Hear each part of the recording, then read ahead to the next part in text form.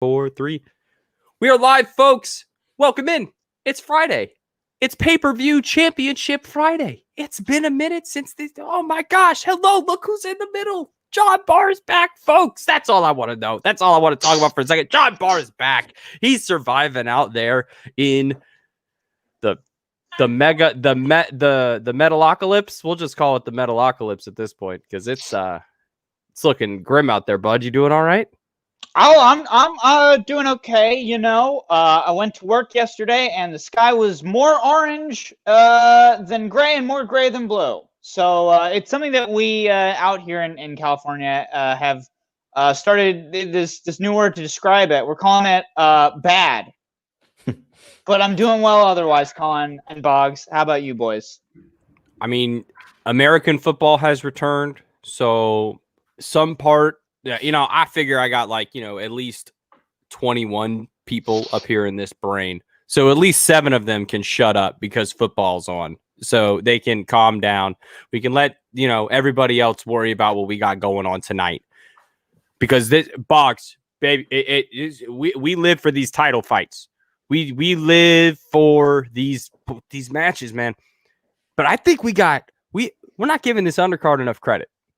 I think this undercard, this could be if we look back 3 years from now, we're going to say, wow, that was an undercard between Janine and the Warfather.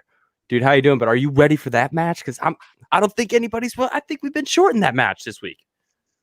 Yeah, a little bit. I'm definitely ready. Definitely, like I said, we live for the title matches. The best of the best. Yeah, and the undercard obviously is I think this is maybe the start of Janine's incline into kind of the better player category. I know obviously, Warfather's a friend of John and everything, but I've got to be honest. I think this is her incline, her coming out party.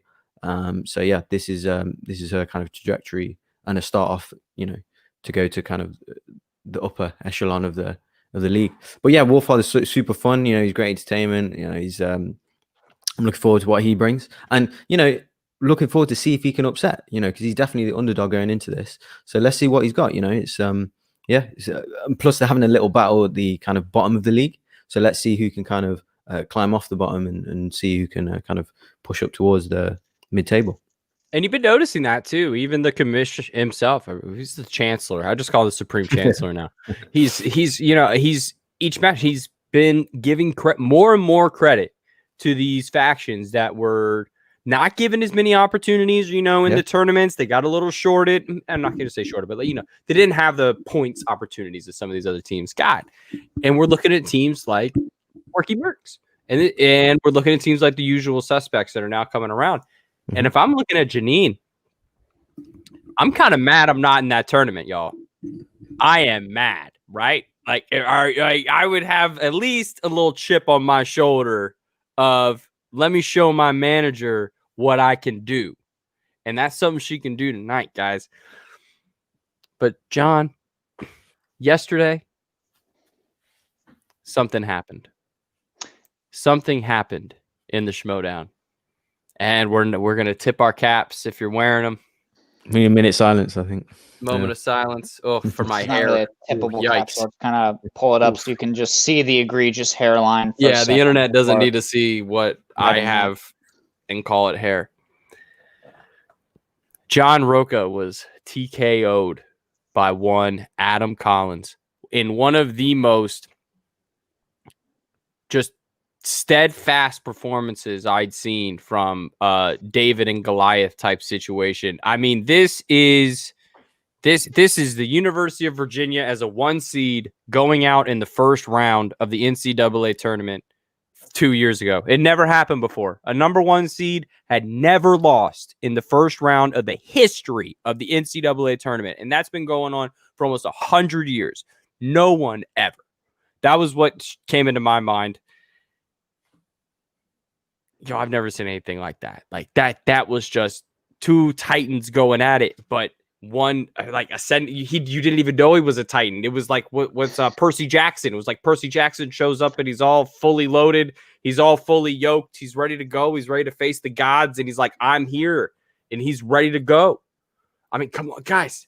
John, what happened? Like, is Adam is he the real deal? Right, yeah. I mean, it's kind of looking like that. I do see Tachyon on the source. Hello, Tachyon. I think you've been joining us for a couple different Yes, live Tachyon, shows. we At love this Regular, it. point. Thanks for joining us, Probably man. most all of them, yeah. So Yeah. what's Welcome. up, Tachyon? But I noticed you are saying 0-3 in online matches, not looking good for the team's tournament. I mean, on the one hand, you're right. Obviously, 0-3, that's number 0 in the wins record. That's not what you want. Most people want to have numbers higher than 0. On the other hand, it is always useful to just kind of also try and keep things in perspective. And the fact that one of those losses was a sudden death loss to Ethan Irwin, a guy that couldn't quite make it against Dan Murrell, who is then also his teammate. So, I mean, the team's tournament, I do think there is definitely a little bit of room for question on that. Tachyon, don't get me wrong. I don't want to sound full-blown John Roca biased. I think the commissioner should have gone full send. Commissioner had it full send. He had the moment. He was like, Dan Murrell and with Ben Bateman and John Roca on the call. Could have said Ben Bateman. They could have said Ben Bateman, but went with John Roca. I was just kind of, guys, that just kind of felt like a moment where seems like Fenstock could have tipped his cap for the future. And I don't think Fenstock made the right choice. I'm just going to go ahead and before we get ahead of ourselves, let's talk about someone that is for sure the future of the Schmoedown, Adam Collins. Let's make sure that we do give this guy his due. Not that I don't think I got to quit calling him kid. But like, it is one of those things where certainly I'm excited. I'm even more excited now for the team of Coyote Justice, as I'm calling them, with Adam Collins and Marisol McKee. Just imagine a little Coyote guy wearing a little badge and a Cowboys hat. But yeah, Adam Collins, he's one of those guys where we still don't know a lot about him. As a fan of the Schmoedown, I'll tell you right now, I've never watched a Fan Leagues match. Not because I don't respect the players there, but just because I am a person with a job and I don't even have the time to do this show with my good boys every time there's a show. I got too many other things to do and watch in my life. But Adam Collins, I think he's absolutely got the potential, as does Marisol, but especially now that we've seen Collins take this big of a win, he's got the chance to be the next Paulo Yama. He's got the chance to be the next Chance Ellison. He's just one of those guys where, like, he's still very new, so we're all kind of figuring it out. But this is kind of one of those wins that puts him on the map in a big Richter scale kind of way, Colin. Yo, I mean, something that really terrifies me, and not terrifies me, like, obviously, like, terrifies me for other competitors. Adam seems to have a base knowledge that's we talk about this a lot. Base knowledge is something you have to have. We see these guys, anyone, any guys, ladies come in, like Marisol came in with that look that, like, you're waiting to write down the right answer in a match. There's a difference between someone like these players, and Roca and Adam on that first question tipped and wrote at the exact same time. Adam was playing with the big boys at the pace of the big boys in his first big match. And I don't think we've seen confidence like that before, because I don't think Adam, like, it's one of those things where Adam, Paul, Chance, y'all, this is their house. Like, we are playing on their turf. Like, you want to talk about home field advantage right now. All these people that are played in fan leagues, they all have home field advantage right now. And it is really, really showing. Roca is one of those people that needs the crowd. Boggs, you've said this since day one. Roca was the man that got you into the Schmoedown. His passion, you saw it on his face. You were able to see it every single match. But that passion came from those fans. The fans, the people in the crowd, it came from the moment. It came from being able to put on. Yo, it's hard to look around and also know that you got, like, I'm moving and I can see stuff that I got packed up in boxes moving. But if I had to compete in the Schmoedown, I got to it's a lot to do to put yourself in that moment. Is this just not the place for the outlaw right now in the digital sphere? I mean, kind of to go back to Tachyon. I mean, Tachyon, he's bringing stats. He's bringing numbers to the table. That's if he is a he. I don't know. They, Yeah. they. Yeah, no, maybe you got a point. I haven't really thought of that. Obviously, he's a performer, and maybe the online place isn't best suited for him. Who knows? I don't know. But to be honest, not a sore loser. Just have to give credit to Collins. He played perfect. At the end of the day, obviously he is on a bit of a losing streak, and I did have it was a bit of a heavy heart watching it, especially that first round when he'd missed a few. And it was like that. I think the last one in round 1 when he's missed that Peter Pan question, I was like, oh man, I just had a bad feeling from there, and I didn't think I wasn't confident in round 2. I just thought, no, it's not going for you. But yeah, I know I was a bit sad and stuff, but it's the game. The show goes on. Obviously, like I said, Colin plays great. He's in a great faction. They must have. I want to see some of them. Their kind of internal matches. The corruption guys with. You'll never see those. Yeah, like they should just do it on like someone's Patreon or something. Did you watch The Last Dance, Boggs? You're talking about The Last Dance. Yeah. That reminds me of the matches they had when they were filming Space Jam, right? When the guys showed up while they're filming Space Jam and they're just playing basketball, and they're all like, Michael could still play. What are we talking about here? This guy's still kicking our ass. Like, that's kind of what this kind of feels like, man. Like the teams that are taking this seriously, it's swag, it's corruption, and we've said this before, Finstock does not coach his players in the game. He doesn't coach. He lets them play. He's like, I've chosen you for a reason because I do me and you do you. That's kind of the agreement. It seems like the deal with the devil they've seemed to have made here in the Finstock exchange, because you are not getting the Winston Marshall, the Coy John Drew type of coaching where it's, it seems to be helping. Like it maybe in these digital spheres, Finstock is not what John needs to be successful. Maybe. He needs somebody there that's like maybe more of a Winston type. Or someone like Coy, for example, where he will say, listen, I don't think you should spin this. Or even like a Kaiser where he's like, shall we go again? Like Finstock will almost kind of never say like what a player should take or shouldn't take. Or obviously you can have a feeling, you can have a kind of rough guess, but it doesn't seem to me that he's involved in their training sessions or in the studying sessions where kind of he knows what the. Why should he be overall? Yeah, but like some managers are, like some managers clearly are. Like Winston is fully involved with his faction, and obviously it doesn't seem to be the case with John. I think maybe John needs that. Sometimes I get the impression that John's sometimes vulnerable when he's like behind and he's kind of crying out for like a bit of help. Yeah, and Finstock isn't the guy to deliver that. Well, that's the thing, and it kind of cuts at the idea of like the in-person matches versus the digital matches. I feel like Finstock as a manager is kind of in line with that same Ken Knapsack type of manager, where they're more of a vibe manager. You know what I mean? Like they're kind of there more to be like use my word. That's my favorite word.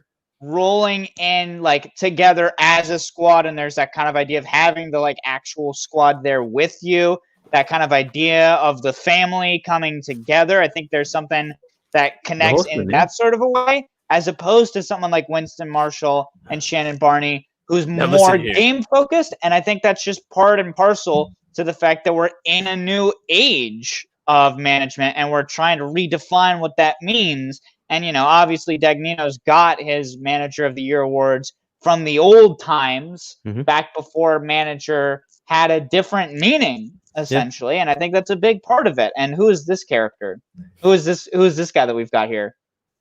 This is Ren Knapsack of the Knights of Ren. Ren Knapsack. Oh boy. Now listen here. You don't think you got a problem with my brother? You got a problem? I don't have a problem, sir. I don't have a problem. The New York Yankees had a problem dealing with Yoenis Cespedes in the cleanup spot when he played for the New York Mets. I don't know. You could have made all those names up. I don't know if any person you just said was real. Teams. Okay. I believe you, Ren. For him. For sure, Listen Ren. Here. Okay, I'm listening. You got a problem with this kind of style or this kind of vibe, as you say, some sort of throw-off character on a CW superhero show, I guess. Listen. My brother knows what he's doing, but I don't know about that guy, Bobby Gucci, or as his family calls him, Thomas. They would probably. And let me just say, I'm so excited to be on this side of the character. I'm just so excited to be on this side. It opens up a whole new world to me. Woo! I know how it feels. Now I know how it feels, and let me just say, I'm sorry. Yeah, no, that I love Ken, Thomas Tom. It's just one of those. But yeah, things it is a where vibe. It's different. It is a vibe. But it's also to the same point. If I'm looking at players that we've seen now from the Droogs, they're kind of I'm not going to say watered down Finstock exchange, but there might be a little in the sense of their attitude and sense of how they approach the game. It's the same sense, not the same talent. It's the same approach to the game, and the same way that I don't think Jader needs a coach like, let's say Kate, for example. I don't think they necessarily mesh together, but it seems like, whatever worked in his last match worked. So it seems that the style does work for the players who need it. And we're going to see that this new process and this whole new factions is going to breed a whole new type of environment for these players, that these players find a whole new way to be successful. And I'll tell you what, Colin, whether or not you want to argue about how much Ken's management style works or doesn't work, whether you want to argue it works better in the digital space or the live space, it certainly works better than Sam Levine's process. I got some thoughts, Colin, because I don't know if I sent my little video in time for you two to watch it, but my thoughts on the team's tournament and Sam's choice to not put Janine in it. Yeah, that's right. I did not. Please fill me. I agreed. Me and Colin spoke about it. That I for now, currently right now where the game is, I would prefer the time machine going into that team's tournament. We both agreed that the way Andrew Guy's playing, right now, presently, this Andrew Guy does not deserve to be in the tournament. But if Guy of past is one that shows up, it's the right Pretty call. much. Yeah. Well, and that's kind of what I was talking about, which is just, and this connects to something I've been talking about on this show, I think since we started this show, which is that Sam Levine's management style appears to just be, I got a guy that can do good, so let's just hope that guy does good. That was his faction's start with the Drew McWeeny and to a lesser extent the family, and now it seems like he's just plugging in Ethan Irwin to that default spot, which means that Andrew Guy is still a part of his default plan, which doesn't appear to be working because he's still, I think, the only faction in single digits, though maybe double digits now that Ethan just beat Vinny. But like Sam's management style doesn't appear to be working, and it makes me sad for Janine, man. Like I feel like she really did just get the short end of this faction stick, and I am hoping, like you said earlier, Colin, that she does kind of have a chip on her shoulder because we've seen Janine come to play. We know she is a good player. She's seasoned. I can't even picture Guy doing a Schmoedown character with Ethan as his teammate. I unfortunately can, and that's because Ethan runs around with a couple characters. I don't know if you've heard of this guy, Sherlock Holmes, Tachyon, but let me just tell you, Robert Downey Jr. in that movie, better than you remember, first of all, but second off, isn't going to be able to help Ethan when it comes to these team matches. So as much as I can imagine Guy continuing on with the character, I feel like it's the kind of thing where once we load up whatever round one match they're in, if we see Guy doing his character, that's when we know it's lights out. And again, like I was saying in my team's predictions, all it takes is a round one match where Ethan and Guy are paired up against a solid team that might be lower on people's radars, a team like Tom and Paul, like Coyote Justice, where it's going to become very clear that you can't build a team or a faction off the skills of one player, even if they are one of my personal favorite players, Ethan Irwin. There's my rant. I'm sorry for the soapbox. I shall step off it now. This is how tall I really John, am. I fully agree. You know, I've not really mentioned it before, but you know, Sam Style in some of these matches, like sometimes I'm like, what? Like he doesn't seem like he's checked in. Only with Ethan Owen is the time when after like this match where against Mancuso, he's fully involved. You know, he's helping him picking his wheel slice. Like I've not seen that from any other match that he's in. Like quite clear to me. And it's reflected in the kind of faction standings, right? Because he seems like just to do the same promo for every person. Oh, he's studying really well. He's one of the best players I've seen. And then they get beat every time. It's like, I know obviously Colin is one of your, he's one of your favorite all-time players, right? Well, it's also, and you see it as well. The player. I didn't say manager. Michael Jordan's the best player of all time, but he's the worst GM in the history of basketball. Sure. Well, and do you notice also that every time he cuts a promo for one of his other players, he's always like, "Oh, I can't believe I got this person," and I'm always like, "You can't believe it because you didn't know they existed until you drafted them." I can't believe they weren't drafted. Like, yeah. Oh, I can't believe I got Molly Damon. I guarantee you Sam didn't know who Molly Damon was. I can't believe you guys definitely had with this team. Shut up.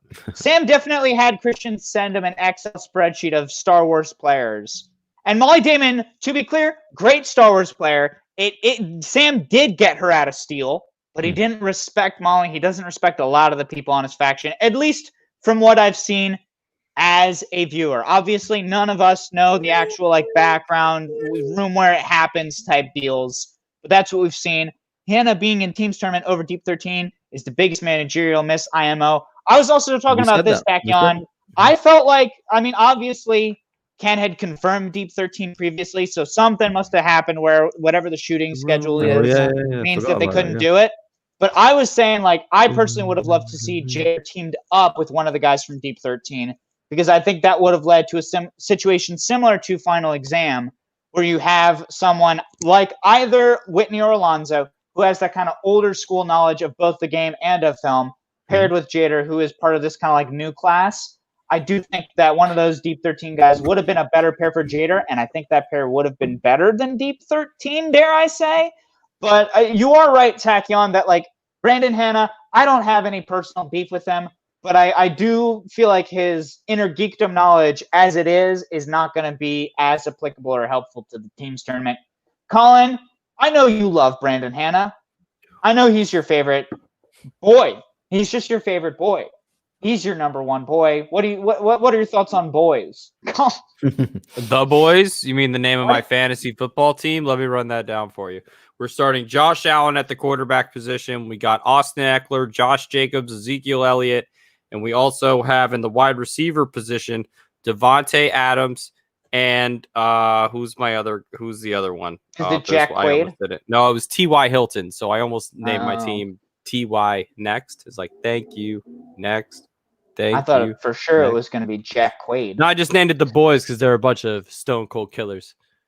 And and it's a picture of it's the season 1 promo for the boys where it's got what's the guy's name? It's not Gerard Butler. Who's the guy? It's Carl Urban. Carl Urban. Thank you.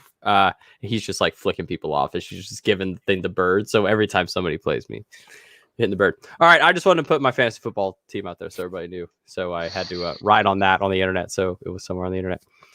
Look, this match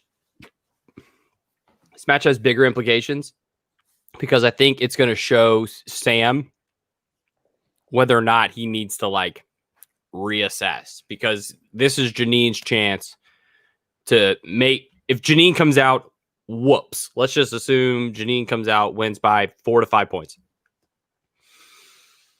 Maybe the Teams Tournament doesn't quite play out in the usual suspects. What are we going to call them? Team TKO? Is that what they were going by? Maybe. Who knows? Right. That's just a rumor. That was the rumor. Yeah. Rumor says. Rumor has it. I think Sam might look around and be like, maybe the time machine might have been the right choice. But other than that, I think, that might be the story. I think that's the Monday morning quarterback story coming out of this, is that Janine plays so well that Sam really made a mistake here. And the fact that she's not going to get to play possibly until next season, right? This is probably the only time she gets to play until next season, unless maybe an exhibition match of some sorts, unless something comes along.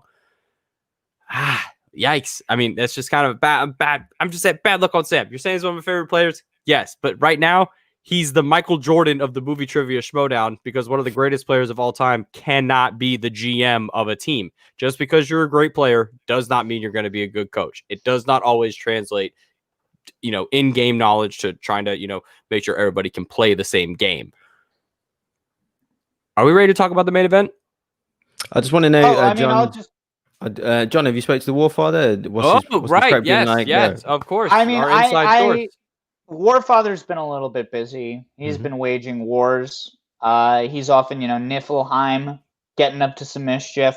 So I haven't really wanted to get up in his business because he's, kind of swinging that hammer around. But listen, I don't know if you've ever read the inscription on his hammer, but it says he or she, whomsoever has seen the most movies, can wield the hammer of Warfather. So we all know he's seen the most. How much of that knowledge will come out? Only time will tell. But it is one of those things where, certainly similar to Video Drew, I do think people are given plenty of respect that is earned to the Warfather's character work. But he's seen some movies. Let's not act like it's going to be an absolute shutout. So, I do want to give Warfather his credit as just a player. And I will say, again, as my friend, I am going to be rooting for him. But numbers-wise, thinking about prep-wise, someone that was prepping for a tournament, even though she didn't get it for a bad reason, I'm going to go ahead and assume. I think Janine is one of those players where she's got the experience. We haven't gotten to see her play this season. And if you look at her stats go season by season, I bet, she's got some losses, but she's got some wins too. And even some of her losses are big ones that were hard lost. So stat-wise, I do think Janine's going to have the drive, and that's something that we talked about with Lon on our last live episode, where I think Janine is going to have the drive to really try and take this one home, even if her manager isn't with her 100%. And Warfather is going to put up a fight. Make no mistake. I would love it if he wins. But stat-wise, I do think Janine, and also I like Janine the person. So part of me is going to be just happy if she wins. But I'm going to root for Warfather. I see she brought the metal arm back too. Yeah. Ooh. Yeah, so she's brought You better watch out. She brought back the was that the Cindy Moon? Cindy the Misty Night? Oh, Misty Night, yeah. Misty Night. There we go. Nailed it. Yes. Brought it back.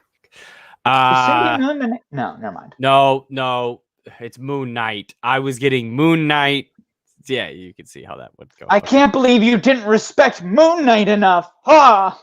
God, Phil Spector. I'm sorry. My bad. Mark Spector. My bad. Mark Spector. See, I did it again. I'm one word off. I'm one word off. Phil Spector is Moon Knight, starring Nicolas Cage, and you're like, whoa, wait. You better watch out. I'm crazy. I've got the proportional strength and speed of a moon. But first, the weather. Because Mark Spector said that TV. Of course. The weatherman. Okay. We ready? Yes. Let's do it. Ladies and gentlemen, it's time for the main event. This is a championship fight going 5 rounds. Fighting for the Finstock Exchange, the challenger, Ben the Boss Bateman. Boys, our thoughts on the boss? Boggs, does he have a shot to take winning. back? He's winning. belt? I'm telling you, he's winning. I'm going for the underdog. Yeah, I'm going for the kind of going perfectly against Guy. He's got the tactics back. The boss is back. Because for me, obviously it's a bit blasphemous to back against Dan Morrow, but I think that it's just a more interesting story if Ben wins the title back, and then they've got that kind of rivalry in the Finstock Exchange, and it's just more of a kind of storyline and how the season's going to go. I just prefer if Ben wins. Obviously, we've seen more of Defend already against Ethan, so I just like for the title to exchange hands there, just for entertainment purposes. And plus, I love the way Ben plays. The tactical things, the delaying answers. I love all that. I know some people hate it, some people don't like it, whatever. But no, I absolutely love it. And I'm fully backing. My prediction is that Ben's going to win. Don't know how. Obviously, it's going to go down to the wire, but somehow, some way, he'll pull it out. I just had like a really weird, you know how sometimes your mind just like creates a whole story off a thought. Right. Ben winning, and then Finstock keeping both of them. That's what I mean. All this drama, and then calling it, and then calling them like the top 2 as like a spite to John, and like just like find like right. Finstock finding a way to just like Finstock. I'm just finding like you can't trust this guy. Yeah, like he is the wild card. You want to call Josh and he's Magula managing the both, wild right? man. What the hell is going on? Yeah, Hey, he's what right? I would so No, love if Roker managed one and Riley managed the other. That'd just be a bit like the Atlanta situation.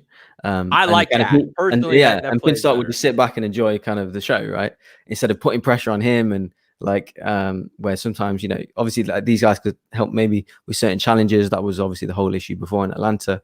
So yeah, I wouldn't mind that personally. Obviously, we're too late now, but Because I hate to say it, he's kind of useless, right? Like we don't mean to keep harping on Bobby Gucci, but like mid game, I mean, it looks good. He's funny. He looks So good. he's not completely useless, but you know, and you know whatever with the nicknames and whatever. But like he's not the best mid game. If you need to ask somebody a question, he's not Sam Levine, right? Like it's not like fully been through the ringer in the middle of the matches type experience. It's totally different experience. To be able to ask Riley and John, that just I'm assuming like they're both going that way though, because it's like he's equally as bad. Sorry, it's a bit harsh, but equally as bad for both. So it's not like he's going to be better with one. Here. We're both on our own. Okay, I'll rephrase. So they both tread equally. Like for example, with Roka and Riley, maybe maybe they can kind of predict a potential stronger manager on one side or the other. But with obviously Finstock doing both, maybe it's because they tread equally, so they've both got an equal kind of management. And Takion mentioning after Shannon got to manage both Mike and Chance in the IG finals, there's no way they were going to repeat that mess from Atlanta. Yeah, that whole thing from Atlanta, that was just that's true. Never. Oh boy, that was just something else. I got to go back and rewatch some of these live events just to remember what was right. Because man, some of those live events are just an atmosphere that I am so jealous because we were going to go to the Atlanta event that got canceled. Okay. Or right, it was not the Atlanta, the Orlando. One of them. One of the ones on the East Coast didn't end up happening. What was going to happen on the card?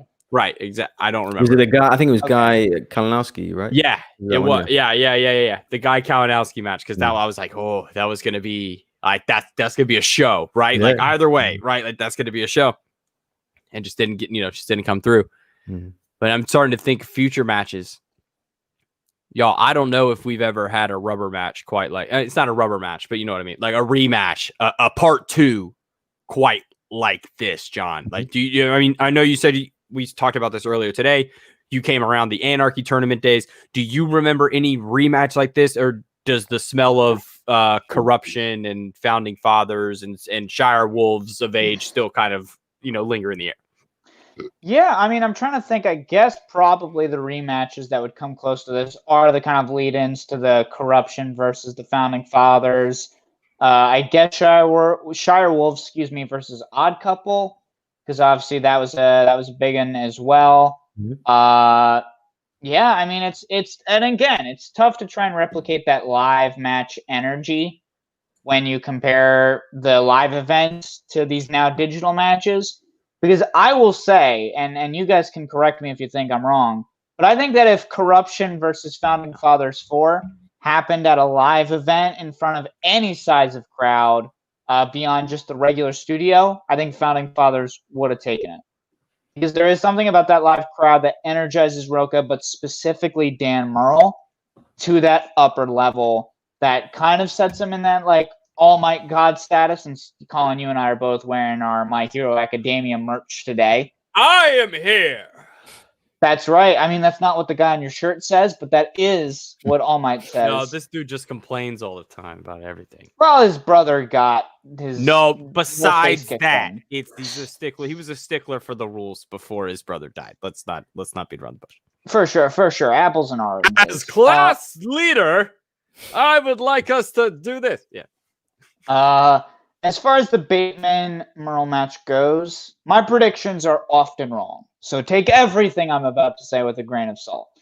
But I am going the opposite in Vegas immediately.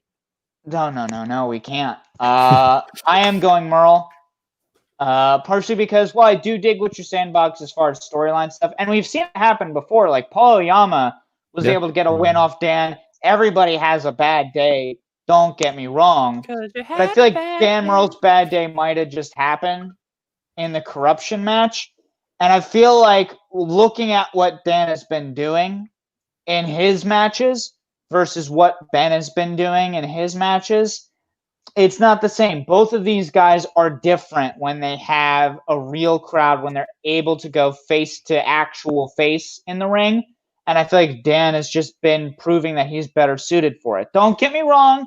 Ben did have a perfect game against Andrew Guy, but he was not being tested the way that he will be tested against Dan, that he was being tested against Andrew Guy. I believe it was a different wasn't test. the same.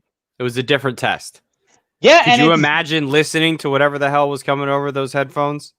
Yes, I can, because I listen to bad podcasts, and I've even made a couple bad podcasts in my day. You can listen to them all, but I wouldn't recommend it. It's kind of scary. It is scary. But it's one of those things where, Ben can pitch a perfect game. I definitely am not going to allege that he's a bad player. That would be absurd. But as we've talked about on the show before, there's a lot of his play style that he doesn't want shown on the internet. There's a whole way that Ben is used to playing that he just doesn't get to do. And Dan has always been more of an open book. We've seen it in his character stuff. He's never Singles been would as then comfortable. play more to Ben, right? No, I don't think so. I think it would play better to Dan because he's I think the opposite, being open. because then he's more open in teams and you're able to be open, whereas Ben does not want to be open in teams, but is forced to be. In singles, is like we just talked about with Gucci as the quiet manager, Ben can keep to himself. He doesn't have to really say anything if he doesn't want to. That might be why Gucci and them use the code words, because they don't really need to say anything. But even then, man, you still got to talk out loud sometimes. You know what I mean? Even if it is just you and I would just say less so than in the teams, right? He has to speak less so with Mark Riley. He has to speak less so now than he has to give away in the Mark Riley situations. Was more. I'll definitely agree with you there. Let's read this comment from Tachyon. The new speed round will determine the match. Dan has missed a pass on every release date question in the speed round, so Ben can make up point on him. But we don't know how he'll fare in it either. Yeah, that's true. That's one of those things where certainly never forget your first speed round. Knows his new release dates, because we saw that Patreon match from a little while back, but it was a little while back. You are right that Dan has definitely missed or passed on some questions in that round, but he's also had the speed round experience. He also watched like 3 beforehand. Right? What? Like he also watched like 3 championship matches with the new speed round before his first speed round. So I would say he had the luxury of watching some of those first ones, where I think even in the Star Wars match, even though I think they nailed them all right in the Star Wars match, I don't think I missed any questions. But we saw in some cases people not answering, right? They passed. So he was able to learn from some of that. Hopefully, he's the first. Is he the first person to get a second shot at this speed round besides Kalinowski? Yeah, I think so. I think Kalinowski's the first one, and then this will be the second one. And Chance, yeah. But... Yeah, and Chance. Yeah. Yeah. So it seems to be that he is set up for a little more success. If you want to give an edge, right? If we're looking at, where are we going to give an edge in this match? It's definitely going to be experience in the speed round for sure. But then that goes to the difference of why was Chance and Mike such an even fight? They practice all the time. I am less sure of this as an even match, as an interfaction matchup, than I am some other factions if this were to happen, because of what we talked about, because of how they are all in, just from stuff that we all know, they're all studying separately. They're not all in some big study group. It's a separate, they all handle their business themselves. That's kind of the whole mentality of the Finstock Exchange that we keep talking about, that may not be conducive to John Roca's, further success in the league. But for a certain type of player, it does work. Yeah, I think it's one of the things. Sorry, my earbuds were just letting me know that my battery on my earbuds were low. It's one of those things where we've heard kind of the talk of the champion mentality in the Finstock Exchange, and that does seem to breed individualism, where each of the players is like, oh, I'm the champion. I've been the champion. That is my value. Therefore, I'm going to approach this as one of the champions representing the faction. Whereas with corruption, it's been Mike and Chance from day one. The faction corruption exists because the team corruption exists. His mic And was that helped- KO Killer Kalinowski. He was KO. It was his whole nickname. It's literally all based off of him. Yeah, it was based off Mike, but then Chance came in with eruption. You know what I mean? He And I is think the that's- eruption to my KO. Man, And that's a especially Christmas now that we card. have Shannon, who is A, proven to be a good manager, but B, also happens to have a little bit of a relationship with Mike.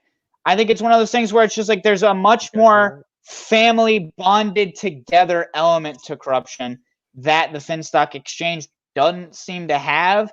Finstock Exchange, even though they all seem to like each other, they all seem to work together, it does seem to be more focused on individuality versus corruption versus swag, these factions that do actually appear to be a little bit more about like banding together as a team. And so that's part of why I think there's going to be some dissonance going into this match. And again, just looking at, if we're looking at just player versus player, I am going Dan, but my predictions are often wrong, so I guess Ben will win. Who knows? Yeah, just on the back of what Tachyon was saying, sorry, about round 4. Not only round 4, I think 2 and 3 as well, in particular, because 2, because we know Ben is going to go tactically in what he's put on the wheel. He's going to put something, bespoke, something not kind of. He's not going to put westerns, classics. He might put movie release dates, but he's going to put another random wheel slicer that he's hoping, he lands on or Mora lands on. And if that hits, that's something tactically that obviously it worked in Atlanta because with round 3 as well, with the betting question, obviously the Tyler Perry situation. So these are the things that could also make a big difference for Ben. Atlanta, no less. Yeah, exactly. So I'm hoping some of this stuff happens for Ben just to add to the drama, the kind of mystique of how he plays and things like that. So obviously round 4 majorly will impact as well. And if Ben can kind of, Ben's a strong round 1 player as well. So let's see how much he gets there. So yeah, like not only round 4, that was my point anyway. Just so if his tactics hit right in 2 and 3, they can majorly impact the match as well. Got to be up in round 2 going into round 3. You got to have control over that wheel slice. You have to have control. Ben, Ben's going to happen if right. So biggest, best case scenario for Ben, he's up 1 going into round 3, and we lost John. No, John, come back. Round 3, and he's unfortunately spins, opponent's choice. Then that goes the wrong way. He spins spinner's choice. That's where this match really gets interesting for me. If Ben can have an influence on the match, because that's where his confidence comes from, right? That's where Ben's confidence really seems to shine through. All right, we'll drop Shadow John out because he's muted himself. Oh, look, it's the Boggs and Collins show. Ben's got to find a way in round 3 to just get that extra bit. He's got to. I think that if he's going to make that extra step to really make this, run away with this whole thing tonight, it's going to happen in round 3. It's going to be the early shot in round 4. Tachyon coming in again. Dan knows to put classics on that wheel for Ben. But does now Ben know that? Yeah, you assume he studied that though. Especially after the now he's got to know thingy match. Yeah, after the Who's the Boss match, where he said obviously they've done poorly in round 2 in that match, but he's literally said I could have studied that. I should have known these answers. They didn't direct their study in that way, so you assume that he's kind of looked into that. But yeah, like I do agree with what you're saying there, Colin. Like going into round 4, which is a new speed round for him, he has to have the lead there. If he doesn't, obviously, like you said, Dan's been there twice now in this new kind of variation. You can't assume you have to make everything. If you go into round 4 and the pressure of I have to hit every one of these or I'm going to lose this match, which has been there in a couple of these championship matches, it's a whole other, we'll say it again, vibe. It's a whole other vibe to that round 5 when you come in and somebody we'll talk about that Chance and Mike flip. Oh my God. The way that match was going. And then Mike was able to come out with the round. Oh my gosh. That'll go down. We don't speak on how blessed we were for that IG tournament. The matches that we were, privy to see. that flip in round 4 is one of the greatest little like wowzer moments, I've ever seen. It's just from, these digital matches. It's been great. So that's kind of what I'm most anxious about a round 4 box, is to see something quite like that. To see, I also think Ben's going to challenge something as well, just randomly. If it's not a legitimate challenge, he will do it like an illegitimate challenge to try and maybe throw Dan off his game, try and get under his skin a little bit, something along them lines. Because going into round 5, like, you got to have some kind of advantage. Like, going toe to toe with Dan Morrill is pretty much not going to work. Like, Dan Morrill will 9 out of 10 times come out on top, whoever it's against, right? So you have to kind of have some kind of advantage, or have to go in as close as you can, whether it's the round 3 gamble, whether it's round 2 getting your spin, whether it's a challenge. So these are the things 100% I know that Ben will be looking at to try and take advantage, because he's that kind of player. Yeah, I remember one of the first matches of this year that I felt like kind of kick-started the whole challenge spree. Don't put me in the middle. I don't deserve to be in the middle anymore. But one of the matches that you kind of saw that had that was when, oh boy, now I'm getting whiplash. When Dan Morrill went up against Shazam, like all 3 of them. And I forget exactly what the challenge was, but the kid had challenged something, and you kind of saw Dan go like, oh, come on. Yeah. And Viviani was like, no, that's valid. And Dan still won. So I think it's one of those things where the challenge is part of kind of like the new tactics for people, where they're like, oh, here's just something to use now. Like, it's one of those things now where it's not even like a question of like, oh, here's something to use if things look dicey. Now it's just like, yeah, if you haven't used a challenge by the point of round 3, go ahead and use it. Just see what happens. That is something that I feel like we've seen happen, and I'm not thrilled by it. But it is something that, we could hypothetically see Ben use. But it is one of those things where I feel like now Dan has the luxury of being in more matches where he's kind of gotten frazzled, and we've seen him be able to handle it. We haven't seen Ben be able to do that yet. And again, that's part of why I'm giving the advantage to Dan. But again, my predictions are wrong. We are definitely in a season full of upsets. Shannon said it best. And she's managed some of the best to be doing those upsets. So it could easily happen that Ben, who is certainly more of a younger buck as far as this game goes, could beat Dan, because it's kind of the year to do that. But at the same time, Dan already got beat by Paul.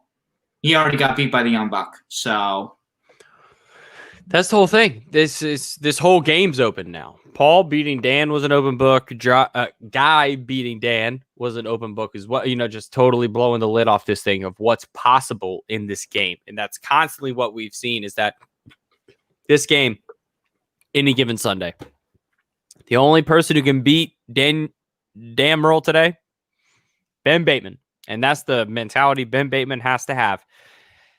He's got to have that confidence. And the dude has shown that confidence time and time again. Y'all, we're 8 minutes away from the start of this pay-per-view. This is a YouTube video. So to the 6 people that are watching, do me the incredible favor of liking this video. It would be awesome. And subscribe. 148 subscribers. Let's get to 50 before the end 50, of this. 50 would be lit. If the 6 of you are subscribed, hit that make bell. A fake account. Make a fake account, and not a fake account. Make a separate account and log in and call it your dog's account, your dog's YouTube, and then watch a bunch of dog YouTube videos and the Ultimate Schmoedown Show.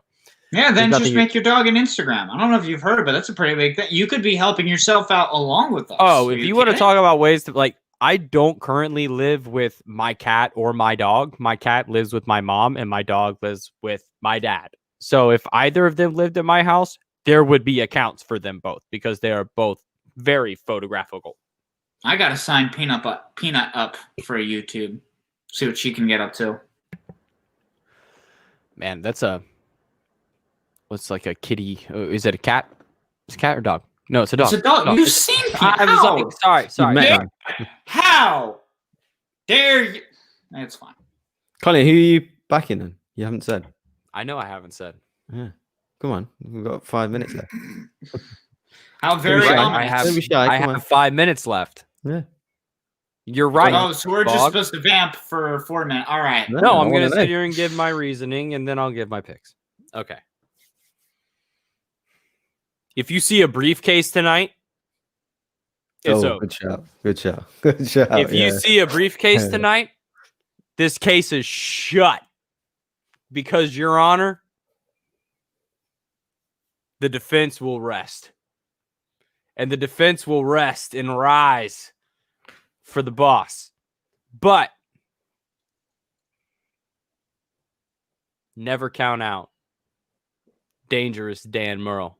But I will say, there is something to be said about a Schmoedown without the, and I don't want to get, DMCA'd. Da-dum. That's all I'll do. There's something to be missed about the literal fear that would be put into people's hearts when Christian would come on the mic. The rating! Defending! And it's got the whole Jaws background going up and building. It just seems some of that's kind of lost. It's here for Ben to grab. If there's ever a time for Ben to show that this is his game, that his way of playing the game is the right way to play the game, tonight is the night. Tonight is the night to show that that first match of Who's the Boss was a wash. The team's thing, it just wasn't his thing. I think Ben Bateman's going to show up tonight and play his best game we've ever seen him play. I think there's a chance for Ben Bateman to set the singles points record tonight because of what we'll have to see him get through in the performance that Dan Murrell will put on. I am not sitting here shorting the greatest of all time. I am sitting here saying that he will have to push Ben to a point, and I'm going to say like a Goku Ultra Instinct type situation where Ben doesn't even know he could get to this point and just has to assume a form he didn't know existed. Because that's what it's going to take to beat Dan Murrell, and I think that Ben Bateman can get there. I think that he's proven time and time again with players like Chandru over and over again that this style, this way of getting to it, there's a way that Ben's been waiting to get. He's waited 8 months for this, y'all. He's waited 8 months for tonight. This playing guy was a joke. Playing guy wasn't supposed to happen. You know what was always going to happen? This match. This match was always going to happen. That guy match didn't need to happen. It was a wishy-washy thing because of Kalinowski making the mistake to enter the singles tournament, and both of them wish he wouldn't have done that now. But now, Bateman's here to play. Dan's here to play. This might be this has a chance to be an all-timer, y'all. But I'm going to go Ben Bateman on the 5-pointer to win by 1. That's it. Okay. So Boozy. Yeah, I agree. I don't know about score, but I'm going. Yeah, I like scores. And I mean, yeah, like I've said, I'm going Dan, but my predictions are wrong. So I guess we are going Ben Bateman. So you're going Dan and Warfather, right? I'm going Dan and Warfather, assuming both of my picks are wrong. That's what I'm doing. I'm going Ben and Janine, assuming both of John's picks are wrong. We have a brand on this show, and it's me making oopsies. And it's also me picking against my own logic. It's all right. Nothing wrong with that. Yeah. That just makes me like the little, I guess, devil on Colin's shoulder. Just going like, Warfather, the droogs. It's like when good Bart shows up and bad Bart shows up. It's like, Y'all, we got 2 minutes left. Any final thoughts, Boggs, before we get into what could be the pay-per-view event of the year? Yeah, no, I just want to see a good match, man.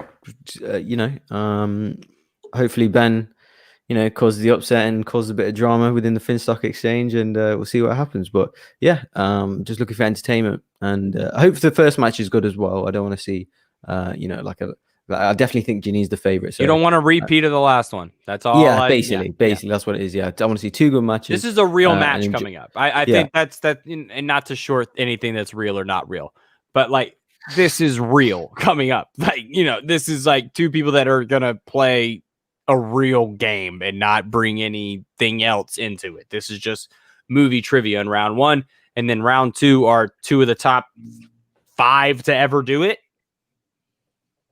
Friday night, folks. What else do you want? It's Friday night.